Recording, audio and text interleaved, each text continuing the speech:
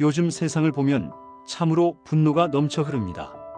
뉴스를 켜면 분노하고 SNS를 열면 분노하고 길을 가다가도 분노합니다. 작은 일에도 크게 화를 내고 마음에 들지 않으면 즉각 항의하고 불편하면 곧바로 분노를 표출합니다. 분노할 권리가 있다. 화내는 게 뭐가 나빠? 감정을 억누르면 병이 된다. 요즘 사람들은 이렇게 말합니다. 물론 틀린 말은 아닙니다. 부당한 일에 분노하는 것은 당연하고 감정을 무조건 억누르는 것도 좋지 않습니다. 하지만 문제는 요즘 사람들은 너무 쉽게, 너무 자주 화를 낸다는 것입니다. 커피가 늦게 나와도 화를 내고 댓글이 마음에 안 들어도 화를 내고 의견이 다르면 분노하고 생각이 맞지 않으면 욕을 합니다. 그런데 그렇게 화를 내고 나면 무엇이 달라질까요? 문제가 해결될까요? 마음이 편해질까요? 아닙니다. 오히려 더 피곤해지고 더 불행해지고 더 외로워집니다. 왜냐하면 분노는 자신을 가장 먼저 해치기 때문입니다. 19세기 독일의 철학자 아르투어 쇼펜하우어는 이렇게 말했습니다. 분노는 잠시 동안 우리를 미치게 만드는 광기다. 분노하는 순간 우리는 이성을 잃고 마치 술에 취한 사람처럼 행동한다. 그리고 그 순간의 광기로 인해 우리는 오랫동안 후회하게 된다. 쇼펜하우어는 젊은 시절 화를 잘 내는 사람이었습니다. 자신의 철학을 인정받지 못하면 분노했고 자신의 강의에 학생들이 오지 않으면 화를 냈고 다른 철학자들을 비판하는 글을 거칠게 썼습니다. 그는 특히 당대 최고의 철학자였던 헤겔을 증오했습니다. 헤겔의 강의실은 학생들로 가득했지만 자신의 강의실은 텅 비어 있었기 때문입니다. 그래서 그는 헤겔을 맹렬히 비난했고 헤겔 학파를 사기꾼들이라고 불렀으며 당시 철학계 전체를 적으로 돌렸습니다. 결과는 어땠을까요? 그의 분노는 아무것도 바꾸지 못했습니다. 헤겔은 여전히 유명했고 그는 여전히 무명이었습니다. 하지만 그의 분노는 그 자신을 망가뜨렸습니다. 건강이 나빠졌고 사람들이 그를 피했고 더욱 외롭고 비참해졌습니다. 그리고 나이가 들어서야 그는 깨닫기 시작했습니다. 분노는 나를 해칠 뿐 상대방은 전혀 다치지 않는다. 그래서 그는 자신의 책에 이렇게 썼습니다. 분노에 사로잡힌 사람은 자신의 집에 불을 지르고 그 안에 앉아 있는 것과 같다. 타는 것은 자기 자신이지 남이 아니다. 여러분, 이 말을 곱씹어 보십시오. 화를 낸다고 해서 상대방이 변하지 않습니다. 분노한다고 해서 세상이 달라지지 않습니다. 오직 자기 자신만 그 분노의 불길에 타들어갈 뿐입니다. 조선 후기의 실학자 다산 정약용 선생은 이런 말씀을 남기셨습니다. 군자는 노여움을 얼굴에 드러내지 않는다. 설령 마음속에 분노가 일어나더라도 그것을 다스려 평온함을 유지한다. 이것이 바로 수양이다. 감정에 휘둘리는 것은 짐승이요 감정을 다스리는 것이 사람이다. 정약용 선생은 18년간 유배 생활을 하셨습니다. 얼마나 억울했겠습니까? 잘못한 것도 없이 단지 정치적 이유로 모든 것을 빼앗긴 채 유배되었습니다. 정조 임금이 승하하고 하루아침에 권력의 중심에서 쫓겨나 전라도 강진의 외딴 땅으로 보내졌습니다. 그때 선생의 나이 39, 가장 일할 나이에 가장 왕성한 나이에 모든 것이 무너졌습니다. 화가 나지 않았을까요? 분노하지 않았을까요? 당연히 그러셨을 것입니다. 하지만 선생은 그 분노를 다스리셨습니다. 선생은 일기에 이렇게 쓰셨습니다. 화를 낸다고 해서 유배가 풀리지 않는다. 분노한다고 해서 상황이 바뀌지 않는다. 그렇다면 이 감정을 다스리는 것이 나 자신을 지키는 유일한 방법이다. 그래서 선생은 매일 아침 마음을 가라앉히는 시간을 가지셨습니다. 명상을 하시고 글을 읽으시고 자신의 마음을 돌아보셨습니다. 오늘 내 마음에 어떤 감정이 일어났는가? 그 감정에 휘둘리지는 않았는가? 내가 감정의 주인인가 아니면 감정이 나의 주인인가? 그렇게 18년을 지내셨습니다. 분노하지 않으시고 원망하지 않으시고 그저 담담히 하루하루를 살아가셨습니다. 그리고 그 긴 시간 동안 500권이 넘는 방대한 저술을 남기셨습니다. 만약 선생이 분노에 휘둘렸다면 어땠을까요? 만약 매일 화를 내고 원망하고 세상을 저주하며 보냈다면 아마 그 18년은 그저 허비된 시간이 되었을 것입니다. 하지만 선생은 감정을 다스리셨기에 그 시간을 의미 있게 사용하실 수 있었습니다. 여러분도 마찬가지였습니다. 여러분이 살아오신 시절을 떠올려 보십시오. 억울한 일도 많았을 것이고 화나는 일도 많았을 것입니다. 남편이 술 마시고 들어와 짜증을 부려도, 시어머니가 구박해도, 이웃이 험담을 해도, 장사가 안 되어도, 농사가 망쳐도 화가 났을 것입니다. 하지만 여러분은 그 화를 그대로 드러내지 않으셨습니다. 사귀셨습니다. 참으셨습니다. 가라앉히셨습니다. 요즘 같으면 어떻게 했을까요? 왜 참아요? 화낼 권리가 있어요. 감정을 억누르면 병이 돼요. 당당하게 말하세요. 이렇게 말하며 즉각 분노를 표출했을 것입니다. 하지만 여러분은 달랐습니다. 왜냐하면 여러분은 알고 계셨으니까요. 화를 낸다고 해서 문제가 해결되지 않는다는 것을, 오히려 화를 내면 상황이 더 나빠진다는 것을, 그리고 무엇보다 감정을 다스리는 것이 진짜 힘이라는 것을 제가 아는 한 할머니의 이야기를 들려드리겠습니다. 그분은 올해 83살이십니다. 젊은 시절 그분은 정말 힘든 시집살이를 하셨다고 합니다. 시어머니는 까다로운 분이셨고 시누이들은 며느리를 무시했으며 남편마저 시댁 편만 들었습니다. 아침 일찍 일어나 밥을 하고 온 식구 빨래를 하고 논밭일까지 해야 했습니다. 조금만 잘못해도 꾸중을 들었고 아무리 열심히 해도 인정받지 못했습니다. 제가 여쭤봤습니다. 그때 정말 힘들지 않으셨어요? 화가 나지 않으셨어요? 그러자 할머니가 웃으시며 말씀하셨습니다. 화가 나지. 당연히 났지. 매일같이 화가 났어. 하지만 말이야, 화를 낸다고 해서 뭐가 달라지겠어? 시어머니가 바뀌겠어? 남편이 달라지겠어? 아무것도 안 달라져. 그런데 내가 화를 내면 집안 분위기만 더 나빠지고 나만 더 힘들어지더라고. 그래서 나는 참았어. 매일 밤 방에 들어가서 혼자 눈물을 흘리기도 했지만 겉으로는 화를 내지 않았어. 그런데 신기한 일이 벌어졌어. 내가 화를 내지 않으니까 점점 시어머니도 부드러워지더라고. 처음에는 더 무시하시는 것 같았는데 시간이 지나면서 이 며느리는 참을성이 있구나. 이 며느리는 믿을만하구나. 그렇게 생각하시게 된 거야. 그리고 10년쯤 지나니까 시어머니가 나를 가장 믿으시더라고. 내가 화를 냈다면 그렇게 되지 못했을 거야. 할머니가 이어서 말씀하셨습니다. 요즘 젊은 며느리들 보면 시댁에서 뭐라 하면 바로 화를 내고 남편한테 따지고 심하면 이혼까지 하더라고. 물론 요즘은 그렇게 해도 되는 세상이 됐지. 하지만 말이야, 그렇게 화를 내고 나면 뭐가 남아?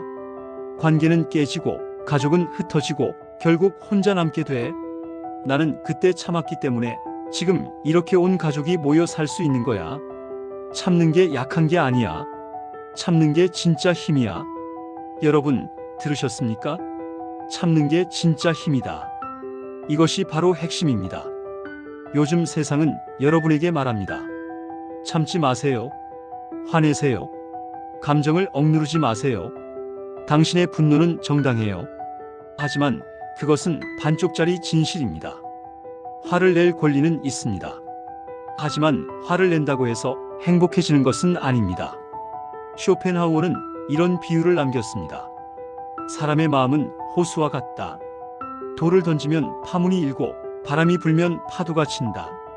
하지만 지혜로운 사람은 그 호수를 고요하게 유지할 줄 안다. 감정의 바람이 불어와도 마음의 호수를 평온하게 지킨다. 여러분은 그 지혜를 가지고 계셨습니다. 화가 나는 일이 생겨도 마음을 가라앉히셨습니다. 어떻게 그렇게 하셨을까요? 한숨을 깊게 쉬시거나 잠시 밖으로 나가 바람을 쐬시거나 혼자만의 시간을 가지시거나 기도를 하시거나 각자의 방법으로 마음을 다스리셨습니다. 그리고 그 과정을 통해 여러분은 점점 더 단단해지셨습니다. 웬만한 일에는 화가 나지 않게 되었고 설령 화가 나도 금방 가라앉힐 수 있게 되었습니다. 반면 요즘 사람들은 어떻습니까? 작은 일에도 크게 화를 냅니다. 배달이 조금 늦으면 별점 테러를 하고, 직원이 실수하면 고함을 지르고, 의견이 다르면 악플을 달고, 마음에 안 들면 신고를 합니다. 그들은 말합니다. 왜 참아야 해? 잘못한 사람이 벌을 받아야지. 하지만 그렇게 화를 내고 나면 그들의 마음은 평온해질까요? 아닙니다. 오히려 더 불안해지고, 더 예민해지고, 더 화를 잘 내게 됩니다. 왜냐하면 분노는 중독성이 있기 때문입니다. 한번 화를 내면 다음에는 더 쉽게 화를 내게 됩니다. 그렇게 분노가 습관이 되고 결국 그 사람의 인격이 됩니다. 정약용 선생은 이런 글도 남기셨습니다. 화를 내는 것은 쉽다. 어린아이도 할 수 있다. 하지만 화를 다스리는 것은 어렵다. 오직 수양된 사람만이 할 수 있다. 진정한 강함은 힘으로 남을 누르는 데 있지 않고 자기 자신의 감정을 다스리는 데 있다. 여러분은 바로 그 수양된 사람이셨습니다. 평생을 살아오시며 자신의 감정을 다스리는 법을 배우셨습니다. 그것이 얼마나 어려운 일인지 요즘 젊은 세대는 모릅니다. 그들은 감정을 표출하는 법은 배웠지만 감정을 다스리는 법은 배우지 못했습니다. 대나무를 보십시오. 바람이 불면 대나무는 휘어집니다. 하지만 부러지지는 않습니다. 왜냐하면 대나무는 유연하기 때문입니다. 바람에 저항하지 않고 바람을 받아들이되 결국 다시 제자리로 돌아옵니다. 사람의 감정도 그래야 합니다. 화가 날 수 있습니다. 그것은 자연스러운 일입니다. 하지만 그 화에 저항하거나 그 화를 부추기거나 그 화를 붙잡고 있어서는 안 됩니다. 대나무처럼 잠시 휘어졌다가 다시 평온함으로 돌아와야 합니다. 쇼펜하우어는 이런 말도 남겼습니다. 분노하는 것은 인간의 본능이지만 분노를 다스리는 것은 인간의 지혜다. 누구나 화를 낼 수 있다.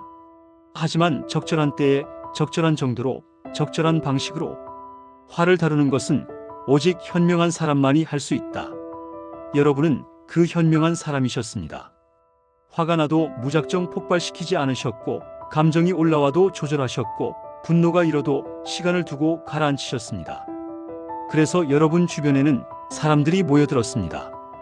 왜냐하면 사람들은 본능적으로 압니다. 감정이 안정된 사람 곁이 편안하다는 것을. 화를 잘 내는 사람 곁은 불안하지만 평온한 사람 곁은 평화롭다는 것을. 여러분의 가정이 따뜻했던 이유도 그것입니다. 여러분이 쉽게 화를 내지 않으셨기 때문에 가족들이 편안히 집에 돌아올 수 있었습니다. 여러분이 감정을 다스리셨기 때문에 자식들이 안정적으로 자랄 수 있었습니다. 여러분이 평온함을 유지하셨기 때문에 집안이 평화로울 수 있었습니다. 여러분께 하고 싶은 말씀이 있습니다. 혹시 지금도 화나는 일이 있으신가요? 자식들이 자주 연락하지 않아 섭섭하거나 이웃이 무례하게 굴거나 세상이 불공평하게 느껴지거나 그런 순간들이 있으실 겁니다. 그럴 때 예전처럼 그 감정을 다스려 보십시오. 한숨을 깊게 쉬십시오. 잠시 조용한 곳에 앉아 계십시오. 마음이 가라앉을 때까지 기다리십시오. 그리고 스스로에게 말씀해 주십시오. 이 감정은 지나갈 것이다. 모든 감정은 지나간다. 나는 이 감정의 주인이다. 감정이 나를 지배하지 않는다. 정약용 선생은 유배에서 풀려난 후 자식들에게 이런 편지를 남기셨습니다. 내가 18년의 유배를 견딜 수 있었던 것은 분노에 휘둘리지 않았기 때문이다. 만약 매일 화를 내고 원망했다면 나는 진작 미쳐버렸거나 병들어 죽었을 것이다. 감정을 다스리는 것이 생존의 기술이자 행복의 비결이다. 쇼펜하우어도 말년에 이렇게 고백했습니다. 젊은 시절 나는 화를 많이 냈다. 그리고 그 화는 나 자신만 해쳤다. 이제 늙어서야 깨달았다. 평온함이 진정한 승리라는 것을. 두 분 모두 감정을 다스리는 것의 중요성을 깨달으셨습니다. 여러분은 이미 그것을 알고 계셨습니다. 평생을 살아오시며 그것을 실천하셨습니다. 분노의 시대가 왔습니다. 모두가 화를 내고 모두가 분노하고 모두가 감정을 폭발시킵니다. 하지만 그 속에서 여러분은 여전히 평온하십니다. 웬만한 일에는 화를 내지 않으시고 작은 일에는 웃어넘기시고 큰일이 생겨도 침착하십니다. 그것이 바로 여러분의 힘입니다. 젊은 세대는 그것을 약함으로 오해합니다. 왜 화를 안 내세요? 왜 참기만 하세요? 당당하게 말씀하세요. 하지만 여러분은 아십니다.